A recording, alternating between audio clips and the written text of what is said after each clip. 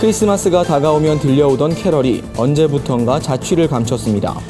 바로 저작권 문제 때문인데 캐럴을 둘러싼 저작권의 적용 범위를 살펴봤습니다. 다사다난했던 2018년 한 해 기독교계 이슈를 돌아봅니다. 서울시 교육청이 시행 중인 숙제 없는 학교 제도를 놓고 학부모들의 찬반 논란이 이어지고 있습니다. 어떤 내용인지 알아봤습니다. 지역의 독거 어르신들에게 토스트를 나누며 복음을 전하는 한별교회 사역 현장에 다녀왔습니다. 지역 복음화를 위해 작은 두 교회가 통합을 단행했습니다. 조건 없이 이루어진 아름다운 교회 통합 사례를 소개합니다. 여러분 안녕하십니까? 구TV 위클리 뉴스입니다. 한 주간의 뉴스를 종합해드립니다. 연말이면 들려오던 크리스마스 캐럴이 언제부턴가 길가에서 자취를 감췄습니다. 저작권료가 두려운 상인들이 마음껏 음악을 틀지 못하기 때문인데요. 크리스마스 캐럴, 저작권 적용 범위는 어디까지일까요? 자세한 내용 한혜인 기자가 전해드립니다. 지난 8월 저작권법 시행령이 개정되면서 매장의 음악 사용 제한 범위가 더욱 강화됐습니다. 기존 시행령에서 유흥주점, 대형마트, 백화점 등이 공연 저작권료 징수 대상이었다면 이제는 커피 전문점, 체력 단련장, 복합 쇼핑몰까지 범위가 확대됐습니다. 이에 상인들은 저작권료를 우려하며 마음껏 캐럴을 틀지 못하고 있습니다. 캐럴 없는 크리스마스란 시민들의 볼멘 소리가 나오는 이유입니다. 이와 관련 전문가들은 캐럴 역시 저작권법 적용 대상이지만 저작권 적용 범위와 준수 방법을 알면 마음 편히 캐럴을 틀 수 있다고 말했습니다. 저작권은 한국에서 창작자의 사후 70년까지 보호하고 있습니다. 저작권이 만료된 곡도 있습니다. 가장 대표적으로 고요한 밤, 거룩한 밤 같은 곡은 저작권이 만료된 캐롤입니다. 그렇기 때문에 이용자들께서 마음껏 사용하실 수 있습니다. 원 저작자를 찾을 수 없는 캐럴도 저작권료 징수 제외 대상입니다. 또 50제곱미터 미만, 약 15평 미만의 영업장은 공연 사용료가 무료입니다. 때문에 저작권료 걱정 없이 캐럴을 틀어도 됩니다. 이 이상의 사업장에서는 음료 및 주점업 기준 면적별로 월 2,000원에서 10,000원까지 차등으로 공연 사용료가 부과됩니다. 전통시장이나 화장품 로드샵, 병원 등은 면적과 관계없이 공연 저작권료 징수 대상에서 제외됩니다. 교회에서도 자유롭게 캐럴을 틀 수 있습니다. 다만 교회에서 운영하는 카페는 공연 사용료 부과 대상이 될 수 있어 주의가 필요합니다. 구TV 뉴스 한혜인입니다. 다사다난했던 2018년이 이제 한 달도 채 남지 않았습니다. 교회 연합과 선교, 섬김을 실천하며 사회적 신뢰를 회복하겠다던 한국교회도 이제 마무리를 준비하고 있는데요. 예년과 마찬가지로 올해도 교회에서 들려온 소식 대부분은 실망과 아픔을 주는 내용이었습니다. 올 한 해 교계의 다양한 모습들을 홍희연 앵커가 정리했습니다. 올해도 명성교회 부자 세습은 기독교계를 떠들썩하게 했습니다. 통합총회 재판국은 지난 8월 김하나 목사의 청빙이 유효하다는 판결을 내렸고 한 달 뒤 열린 제103회기 통합정기총회는 이 판결을 뒤집어 다시 재판하라고 결의했습니다. 결국 통합총회 재판국은 재심을 결정하고 명성교회 부자 세습건을 다시 심리하고 있습니다. 하지만 법리적 해석과 함께 명성교회 영향력이나 주변 상황을 고려하겠다는 재판국장의 발언은 또 다른 논란을 불러일으키고 있습니다. 올해는 굵직한 이단 사이비 단체가 세상에 알려지기도 했습니다. 타작마당이란 이름으로 신도들을 무차별 학대한 은혜로교회 신옥주 씨가 구속됐고 만민중앙교회 이재록 씨는 징역 15년형을 선고받은 일도 있었습니다.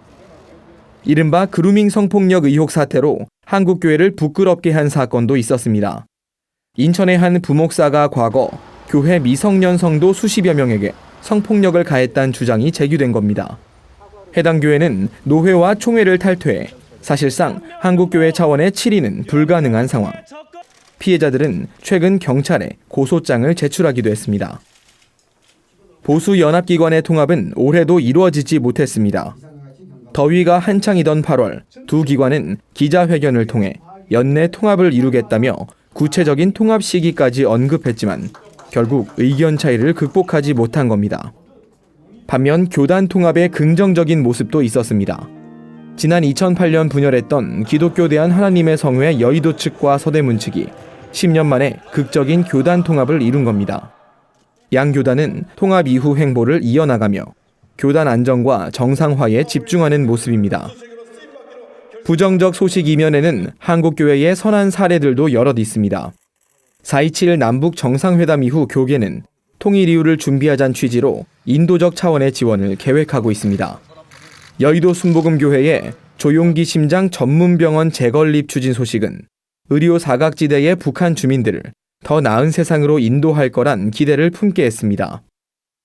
이 밖에도 한국교회는 지진 피해를 입은 인도네시아 팔루 지역에 즉시 봉사단을 파견해 구호품을 전달하는 등 국내를 넘어 해외에도 섬김의 손길을 내밀었습니다. 좋은 소식보다는 낯뜨거운 소식이 많았던 올 한 해, 한국교회는 좀 더 깨끗하고 밝은 새해를 맞이할 준비가 필요해 보입니다. 구티비 뉴스 홍우연입니다. 숙제 없는 학교에 대해 들어보셨습니까? 서울시가 불필요한 숙제를 없애기 위해 서울시 초등학교 1, 2학년을 대상으로 시행 중인 제도인데요. 이 제도를 놓고 학부모들의 의견이 엇갈리고 있습니다. 관련 내용을 여선아 기자가 취재했습니다. 서울시 교육청이 관내 초등학교에 권장하고 있는 숙제 없는 학교 제도. 한 커뮤니티 조사에 따르면 초등학생 학부모의 60% 이상이 이 제도에 찬성 입장을 보였습니다. 학교에서 요구하는 교과 위주의 숙제보다는 체험 위주의 방과 후 활동을 하는 게 더 좋다는 의견입니다. 숙제가 없으면 아이들이 또 자기 개발을 또 할 수 있고 또 자기가 하고 싶은 것, 또 자기가 가고 싶은 곳 이런 것들이 허락되어지니까 참 좋은 것 같습니다. 반대 의견도 만만치 않습니다. 아이들의 공부가 짧은 수업 시간에 국한된다면 학년이 올라갈수록 교과 공부에 쉽게 지칠 거란 우려 때문입니다. 숙제가 없으면 아이들이 공부나 숙제에 대한 이 개념 자체도 없고 공부를 안 하게 되지 않을까 싶은 아예 안 하게 되지 않을까 싶은 우려가 좀 있습니다. 이현승 씨뿐만 아니라 이 제도에 반대하는 대부분의 학부모들은 숙제를 완전히 없애는 데 대해 부정적인 의견을 보입니다. 교과 공부 향상을 위한 복습 과정이 없어진다면 오히려 사교육이 성행하게 될 거란 입장입니다. 하지만 서울시 교육청의 이야기는 좀 달랐습니다. 숙제를 원천적으로 없애는 게 아니라 학부모의 부담을 줄이면서 아이들에겐 직접적인 도움을 주는 숙제를 권장하는 제도라고 해명했습니다. 숙제 없는 학교가 아니라 이제 부모와 함께 할 수밖에 없는 숙제, 그런 부모 숙제를 없애기 차원에서 1, 2학년에게 맞는 맞춤형 숙제를 제공하는 정책을 실시하고 있습니다. 실제 이 제도에 만족하는 사례도 있습니다. 숙제 없는 학교 제도를 시행 중인 한 초등학교 교사는 교사와 학부모, 아이들 모두가 만족하고 있다고 말했습니다. 퇴근하고 와서 숙제 봐주고 이렇게 하느냐고 너무 힘들었는데 아이들이 학교 생활을 어떻게 하는지 이야기도 할 수 있고 놀 수 있는 시간도 생겼다고 학부모님, 학생 모두 되게 만족했습니다. 숙제 없는 학교 제도는 미국과 영국 등 일부 선진국에서도 시행하고 있습니다. 다만 이들 국가는 숙제를 줄이는 대신 학교 수업 시간을 늘리면서 학교 내 학습을 강조하는 방향을 취하고 있다는 점이 눈에 띕니다. 파격적인 내용으로 논란이 끊이질 않는 숙제 없는 학교 제도. 이에 따른 부작용을 막기 위해선 선진국 사례와 같이 학교 교육을 더 강화하는 정책이 뒤따라야 할 걸로 보입니다. 구티비 뉴스 여선아입니다. 전도가 어려운 시대에 많은 교회들이 이색 전도법으로 복음 사역에 매진하고 있습니다. 매주 토스트를 나누며 지역 어르신들에게 복음을 전하는 한별교회도 고민 끝에 섬김의 전도 방법을 택했는데요. 이젠 지역의 명소가 됐다고 합니다. 한별교회 특별한 사역 현장에 오현근 기자가 다녀왔습니다. 주방에 모인 사람들이 바쁘게 움직입니다. 음식 재료를 다듬고 손질하는 이들은 다름 아닌 한별교회의 성도들입니다. 오광석 담임 목사도 직접 재료를 손질하면서 성도들과 함께 참여하고 있습니다. 한별교회는 5년 전 안산에서 현재의 시흥으로 교회를 이전하면서 지역에 외로운 어르신들이 많다는 주변의 이야기를 듣고 토스트 사역을 시작했습니다. 호떡이나 고구마, 국수 등 여러 음식들을 고민했지만 간단하면서도 식사로도 제격인 토스트를 나누게 됐다는 게 오 목사의 설명입니다. 또 우리 주님께서 섬기고 나누라는 말씀을 우리가 기억하면서 즐거움으로 하고 있습니다. 교회는 전도를 목적으로 토스트 사역을 시작했지만 전도지를 내밀고 교회를 알리다 보니 오히려 사람들이 잘 다가오지 않아 나눔에만 집중하기 시작했습니다. 매주 정해진 장소에서 토스트를 직접 굽고 따뜻한 차를 함께 나누다 보니 이제는 지역의 어르신과 주민, 버스 운전기사도 반드시 들르는 단골이 됐습니다. 처음엔 준비한 250개의 토스트를 모두 소진하는데 대여섯 시간이 걸리던 것이 이제는 많은 사람들에게 입소문이 나면서 2-3시간이면 모두 동의납니다. 그러면서도 교회 이야기는 일절 꺼내지 않습니다. 우리가 전도지를 일부러 먼저 나눠드리지 않고 이렇게 토스트만 나눠드리니까 그분들이 어디서 왔느냐 오히려 묻는 사람들이 있어서 우리가 교회 얘기해드리고 그러면 찾아오신 분도 계시고. 날씨에 상관없이 5년을 한결같이 사역해오면서 성도들이 느끼는 감정에도 많은 변화가 있었습니다. 그리고 이 능곡 지역에 있는 어르신들이 또 와서 이렇게 드시는 모습을 보면은 마음도 뿌듯하고 하나님의 사랑을 같이 나눌 수 있어서 너무 참 좋은 것 같아요. 토스트 전도는 이제 다른 교회에서도 배워가는 특별한 전도 상품이 됐습니다. 나누면서 자연스럽게 복음까지 전할 수 있어 보람된다는 오 목사. 본인이 은퇴할 때까지 그리고 후임 목회자가 사역을 이을 수 있도록 끝까지 담당하겠다는 다짐은 한국교회 사역의 본보기가 되고 있습니다. 구티비 뉴스 오현근입니다. 작은 규모의 두 교회가 조건 없는 통합을 이뤘습니다. 통합 이후 지역 복음화를 위한 일에 헌신하겠다는 계획을 밝혔는데요. 부천 수정교회와 주향안교회의 교회 통합 사례를 취재했습니다. 여선아 기자가 보도합니다. 평소 주일과는 달리 좁은 교회 주차장에 차량들이 빼곡히 주차돼 있습니다. 이곳 수정교회의 새로운 담임 목사와 원로 목사가 추대돼 감사 예배를 드리기 위해 성도들이 모인 겁니다. 수정교회는 인근의 주향안교회와 통합하고 주향안교회 김태규 목사를 담임 목사로 수정교회 이승훈 목사를 원로 목사로 추대했습니다. 두 교회는 공동의회를 거쳐 교회 명칭을 수정교회로 최종 확정했습니다. 두 교회가 합쳐서 큰 교회가 되기보다는 큰 일을 하는 교회가 되기를 그렇게 기도했습니다. 주향안교회와 수정교회의 통합은 이승준 원로 목사의 결단으로 이루어졌습니다. 같은 노회 소속이었던 김태규 목사를 평소 눈여겨보던 중 세대 교체의 필요성을 느껴 통합을 제안한 겁니다. 원로 목사로 추대된 이승준 목사도 후배 교역자와 성도들에게 조언을 아끼지 않았습니다. 함께 세운 새로운 꿈과 비전을 위해 힘을 합쳐 나아가자고 말했습니다. 담임 목사님 취임 또 원로 목사님 추대 너무너무 감동이 되고 너무 좀 은혜가 되는 것을 느꼈습니다.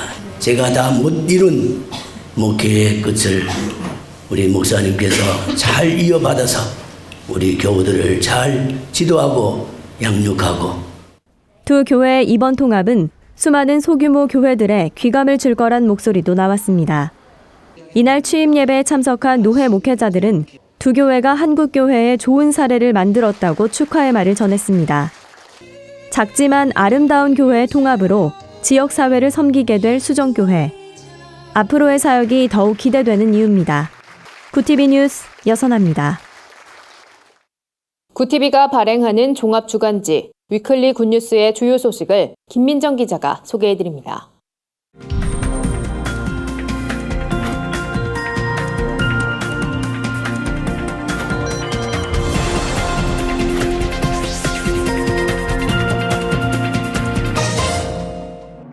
이번 주 주요 뉴스 브리핑입니다. 미중 무역전쟁이 90일간의 휴전에 들어갔지만 내전은 진행 중입니다. 향후 양국의 협상이 어떻게 전개될지 전망해봤습니다. KT 아연지사 화재가 발생한 지 열흘 만에 노후백원이 터지는 사고가 일어났습니다. 이젠 걸어다니는 게 두렵단 말까지 나오는데요. 원인과 대안을 살펴봅니다. 노란조끼 시위로 프랑스 전역이 떠들썩합니다. 대통령이 대국민 사과로 진화에 나섰지만 당분간 논란은 계속될 것으로 보입니다. 자세한 내용 알아봅니다. 1997년 외환위기 사태를 다룬 영화 국가부도의 날에 대한 관심이 뜨겁습니다. 관객들의 공감을 불러일으킨 비결은 무엇인지 짚어봤습니다. 제2의 신냉전으로 불리는 미중 무역전쟁이 90일간의 휴전에 들어갔습니다. 하지만 실상은 휴전이 아닌 내전이란 관측이 지배적입니다. 물밑 교섭을 통한 양국의 치열한 공방은 계속될 것이기 때문입니다. 그런 의미에서 미국이 중국 통신장비업체 화웨이의 CFO인 멍완조우 부회장을 캐나다에 요청해 체포하도록 한 것은 중국의 기술 굴기에 제동을 걸겠다는 의도로 풀이됩니다. 이에 중국 정부도 미국 제품 불매 운동을 전개하며 반격에 나서기도 했는데요. 양국이 과연 90일 안에 주요 현안들에 대한 돌파구를 찾을 수 있을지 관심이 쏠립니다. 또다시 사고가 터졌습니다.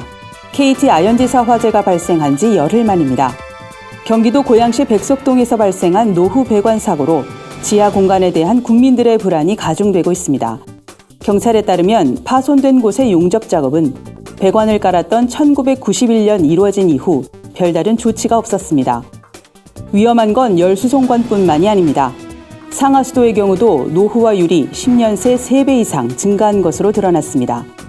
현재 행안부, 국토부, 민간업체와 지방자치단체로 분산돼 있는 지하 공동구의 관리를 종합적으로 총괄할 컨트롤 타워가 시급하다는 게 전문가들의 지적입니다.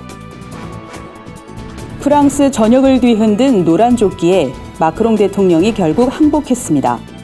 유류세 인상으로 촉발된 노란조끼 시위가 반정부 시위로 확산하자 마크롱 대통령은 파격적인 최저임금 인상과 서민층 면세 확대를 약속하면서 대국민 사과를 했습니다.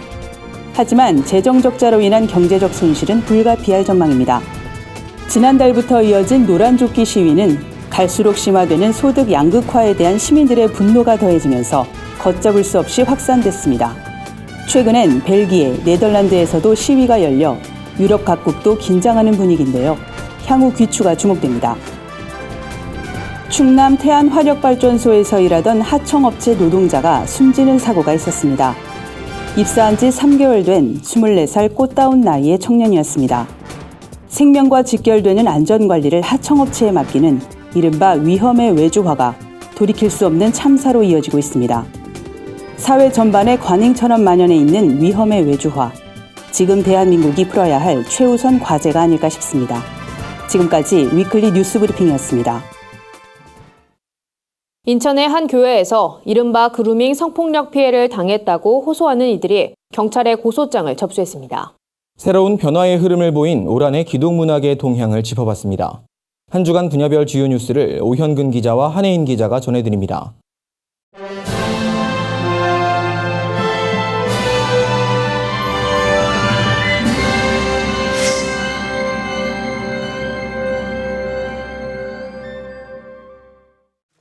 미성년자 시절 인천 모교회 청년부 담당 부목사로부터 장기간 그루밍 성폭력을 당했다고 주장하는 이들이 해당 목사를 경찰에 고소했습니다.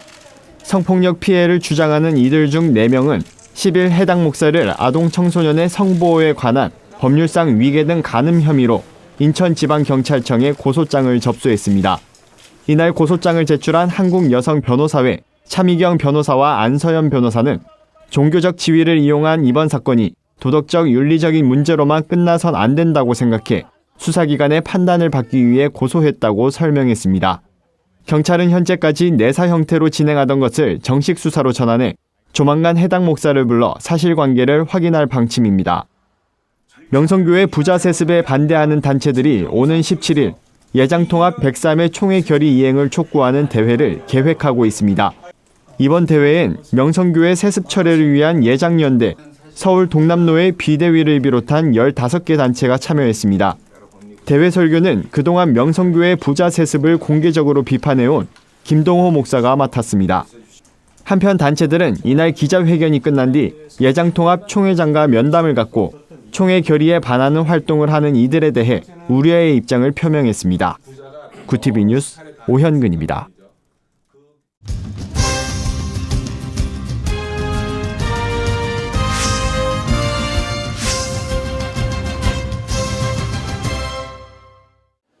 올 한 해 기독문화계의 동향을 점검해봤습니다. 먼저 도서와 음반 분야에선 수년째 이어진 불황 속에서도 새로운 변화의 흐름이 있었습니다. 도서 출판 분야에선 소형 출판사들의 기획도서가 베스트셀러에 진입한 것이 주목할 만한 성과입니다. 기획력이 좋은 신간도서와 함께 팀 켈러 시리즈와 같은 재출간된 도서들이 불황 시장에서도 독자들의 필요를 채워줬다는 평가입니다. 이와 함께 두드러진 부분은 신학 관련 서적의 수요가 증가했다는 점입니다. 과거 신학 서적이 목회자들의 영역이었던 것을 비춰볼 때 이젠 독자층이 변화하고 있다는 것을 엿볼 수 있습니다. 한국기독교출판협회 최승진 사무국장은 다양한 기획도서가 출간됐지만 다음 세대와 새신자를 대상으로 한 책이 거의 없었던 것은 아쉬운 점이라고 평가했습니다. 국내 음반 시장에선 올해 3,800여 장의 앨범이 발매됐는데 그중 85%는 5곡 미만이 수록된 싱글 앨범으로 전체적인 음악 시장이 싱글 앨범 중심으로 변화하고 있는 추세입니다. 따라서 대규모 편성, 실제 악기 중심의 제작 방식이 소규모 편성, 악기의 단수나 홈 레코딩 방식으로 변화했습니다. 또 미디어 스코프 송재호 팀장은 예배 음악이 강세였던 시장의 분위기가 달라지고 있다는 것이 눈에 띈다고 평가했습니다. 행복을 그리는 화가라 불리는 에바 알머슨이 한국에서 전시회를 열었습니다. 집이란 주제로 열린 이번 전시는 8개의 방으로 구성됐습니다. 전시엔 작가만의 유쾌하고 사랑스러운 화풍이 돋보이는 유화와 판화, 대형 오브제 등 150여 점의 작품이 전시됐습니다. 특별히 작가는 제주 해녀에 대한 남다른 관심을 작품으로 표현했습니다. 작가는 해녀를 주제로 영화 물숨을 제작한 고희영 감독과 동화책 엄마는 해녀입니다를 제작했는데 동화책의 사파를 이번 전시에서 공개했습니다. 에바 알머스는 살면서 누구나 힘들고 아픈 순간들을 경험하지만 희망이 담긴 작품을 통해 따뜻한 위로를 전하고 싶다고 말했습니다. 전시는 내년 3월 31일까지 예술의 전당 한가람 미술관에서 진행됩니다. 구티비 뉴스 한혜인입니다. 구티비 글로벌 선교방송단 교회 기자들이 취재한 전국교회 소식 전해드립니다. 경남 시민단체연합 등 지역 50여 단체들이 경남 학생인권조례 제정 공청회장에서 벌어진 소동에 대해 성명을 발표했습니다. 이들은 성명에서 공청회 당시 진행요원이 학부모를 폭행한 사건의 진상을 규명하라고 촉구했고 공청회의 불공정한 절차에 대한 책임을 추궁했습니다. 단체들은 이날 창원검찰청에 고소장을 접수했습니다. 광주 기독교 교단협의회가 2018 성탄트리 점화식을 열고 5.18 민주광장 트리에 불을 밝혔습니다. 이날 행사에는 교계 인사들과 함께 이용섭 광주시장, 천정배 국회의원 등 정계 인사들도 참여했습니다. 광교협 문희성 대표회장은 불을 밝힌 성탄트리가 예수 그리스도의 평화를 전하길 기대한다고 말했습니다. 광주 송정제일교회가 지역 소외이웃을 위한 이웃돕기 행사를 개최했습니다. 이번 행사에선 겨울 외투와 양말 등 생필품이 전달됐습니다. 사회복지부를 섬기는 유기식 장로는 앞으로도 더 많은 이웃과 사랑을 나누도록 노력하겠다고 전했습니다. 예장통합 광주동로회 교회학교 아동부 연합회가 신임 회장으로 수정교회 박래연 장로를 선임했습니다. 박 신임 회장은 다음 세대를 위해 헌신하는 연합회가 되길 바란다며 우리에게 맡겨진 과제들을 성실히 수행하도록 노력하자고 말했습니다. 광명시민 오케스트라의 제15회 정기연주회가 열렸습니다. 이날 연주회에선 오케스트라와 남성 사중주 등 클래식 음악과 영화음악, 팝송, 캐럴 등 대중음악이 아름다운 하모니를 이뤘습니다. 문태원 단장은 이번 음악회로 광명 시민들이 행복을 되찾길 바란다고 밝혔습니다. 광은교회의 2018 송년 찬양축제가 열렸습니다. 전국 지성전에서 11개 팀이 참여했으며 기쁘다 구주 오셨네, 내 영혼이 은총 입어 등 다양한 찬양이 소개됐습니다. 양중환 음악사역팀장은 송년 찬양제를 통해 하나님께 영광을 돌리게 돼 감사하다고 소감을 전했습니다. 한 주간 해외 주요 뉴스를 정리해드립니다. 중국 경찰이 당국의 승인을 받지 않은 지하교회를 급습해 목사와 성도 등 100여 명을 체포한 것으로 알려졌습니다. 중국 스촨성 청두시 경찰은 중국에서 가장 유명한 지하교회를 급습했고 성도들의 집과 길거리에서도 기독교인들을 체포했습니다. 일부 성도들은 경찰에게 더 이상 교회를 다니지 않겠다는 서명을 요구받기도 했습니다. 파키스탄 정부가 기독교 구호단체인 월드비전을 비롯해 16개 NGO 단체들을 추방한 것으로 알려졌습니다. 파키스탄 정부는 단체 추방 원인으로 단체들이 잘못된 정보를 퍼뜨렸기 때문이라고 설명했습니다. 지난 2005년부터 파키스탄에서 사역을 진행해온 월드비전은 우리의 활동 중단이 그동안 일해왔던 취약한 공동체에 영향을 미칠까 우려된다며 하지만 정부의 결정을 존중한다고 전했습니다. 미국 시사주간지 타임이 이스탄불 주재 사우디아라비아 총영사관에서 살해된 언론인 자말 카슈크지를 포함해 진실을 수호하다 탄압받은 언론인들을 2018 올해의 인물로 선정했습니다. 타임지 편집국장은 이들을 선정한 것은 오늘날 저널리즘이 갖는 가치를 위해서라고 설명했습니다. 한편 올해의 인물 최종 후보 5위 안엔 문재인 대통령과 방탄소년단도 이름을 올렸지만 선정되지 못했습니다. 뉴질랜드 정부가 오는 2025년까지 뉴질랜드를 금연국가로 만들겠다는 목표를 제시한 가운데 가정집 흡연 문제를 놓고 논란이 일고 있습니다. 집권당인 노동당이 집안에서 담배를 피우지 못하도록 하는 새로운 금연 정책을 추진할 움직임을 보이자 일부 정당이 사생활 침해라며 반박한 겁니다. 한편 뉴질랜드는 흡연율을 5% 미만으로 끌어내리기 위해 매년 담배세를 10%씩 인상하는 등 강력한 금연 정책을 펴고 있습니다. 이상으로 뉴스를 마칩니다. 고티비 위클리 뉴스는 인터넷 신문 데일리 굿뉴스를 통해서도 보실 수 있습니다. 시청해주신 여러분 고맙습니다.